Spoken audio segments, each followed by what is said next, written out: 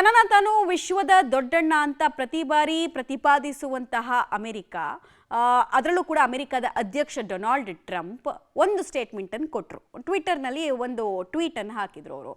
ಎರಡೂ ದೇಶಗಳು ಕದನ ವಿರಾಮಕ್ಕೆ ಒಪ್ಪಿಗೆಯನ್ನು ಸೂಚಿಸಿದೆ, ಆಲ್ ಥ್ಯಾಂಕ್ಸ್ ಟು ಅಮೆರಿಕಾ, ಆಮೇಲೆ all thanks to Iran, Israel ಅಂತೆಲ್ಲ ಅವರು ಟ್ವೀಟಿಸಿದ್ರು. ಬಟ್ ಈ ಟ್ವೀಟ್ ಮಾಡಿದ ಕೆಲವೇ ಗಂಟೆಗಳಲ್ಲಿ ಪರಿಸ್ಥಿತಿಗಳು ನೋಡ್ತಾ ಇದ್ರೆ ವಿಶ್ವದ ದೊಡ್ಡಣ್ಣ ಅಮೆರಿಕ ಮಾತಿಗೆ ಇರಾನ್ ಕಿಮ್ಮತ್ತು ಕೊಡ್ಲಿಲ್ವಾ ಅಂತ ಅನ್ಸುತ್ತೆ. ಇರಾನ್ ಮತ್ತು ಇಸ್ರೇಲ್ನ ಸಂಘರ್ಷ ಜಾಸ್ತಿ ಆಗ್ತಾ ಇದೆ.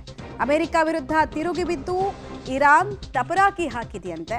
ಮಿಡ್ ನೈಟ್ ಅಟ್ಯಾಕ್ ಅನ್ನ ಮಾಡಿದ ಇರಾನ್ ಇನ್ನು ಎಚ್ಚರಿಕೆಯನ್ನು ಕೂಡ ಅಮೆರಿಕ ಇದಕ್ಕೂ ಮುಂಚೆನೆ ಕೊಟ್ಟಿತ್ತು, ಮತ್ತೇನಾದ್ರೂ ನೀವು ರಿಟಾಲಿಯೇಟ್ ಮಾಡಿದ್ರೆ ಪರಿಸ್ಥಿತಿ ಚೆನ್ನಾಗಿರಲ್ಲ ಅಂತ. ಆದ್ರೂ ಆ ಮಾತಿಗೆ ತಲೆ ಕೆಡಿಸ್ಕೊಳ್ಳದೆ ಇರಾನ್ ಕ್ಷಿಪಣಿ ದಾಳಿಗಳನ್ನು ನಡೆಸಿದೆ. ಅಮೆರಿಕದ ಲೆಕ್ಕಾಚಾರ ಈ ಮೂಲಕ ಉಲ್ಟಂಪಲ್ಟ ಆಗ್ತಾ ಇದೆ.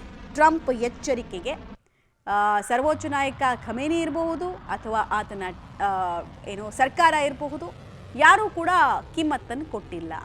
ಕ್ಷಿಪಣಿ ದಾಳಿಗಳನ್ನು ಇರಾನ್ ನಿನ್ನೆ ಕೂಡ ಮುಂದುವರಿಸಿತು. ಅದರಲ್ಲೂ ಅಮೆರಿಕದ ವಾಯುನೆಲೆಗಳು ಎಲ್ಲೆಲ್ಲಿದೆ ಮಿಡ್ಲ್ ಈಸ್ಟ್ನಲ್ಲಿ, ಸೊ ಅದೆಲ್ಲವನ್ನು ಟಾರ್ಗೆಟ್ ಮಾಡಿಕೊಂಡು ಕ್ಷಿಪಣಿಗಳನ್ನು ಹಾರಿಸಲಾಯಿತು. ಬಟ್ ಈ ಕ್ಷಿಪಣಿ ದಾಳಿಯನ್ನು ತಡೆಯುವಲ್ಲಿ ಅಮೆರಿಕ ಸೇನೆ ಯಶಸ್ವಿಯಾಗಿದೆ ಅವರ ಏರ್ ಡಿಫೆನ್ಸ್ ಸಿಸ್ಟಮ್ ಮೂಲಕ. ಆದರೂ ಆ ಡೆಬ್ರೀಸ್ ಅಂದರೆ ಅವಶೇಷಗಳು ಸ್ಥಳೀಯವಾಗಿ ಬಿದ್ದಿದೆ. ಇದು ಆ ದೇಶಗಳಿಗೂ ಕೂಡ ಆತಂಕವನ್ನು ತರ್ತಾ ಇದೆ. ಕತಾರ್ ಸರ್ಕಾರ ಇದನ್ನು ತೀವ್ರವಾಗಿ ಖಂಡಿಸಿದೆ, ಇರಾನ್ ದಾಳಿಯನ್ನು. ಸೊ ಅಮೆರಿಕ ಎಷ್ಟೇ ಶಾಂತಿ ಸ್ಥಾಪನೆಗೆ ಪ್ರಯತ್ನವನ್ನು ಪಡ್ತಾ ಇದ್ರು, ಈಗ ಕಾಲ ಮಿಂಚಿ ಹೋಗಿದೆಯಾ ಅಂತ ಅನಿಸ್ತಾ ಇದೆ.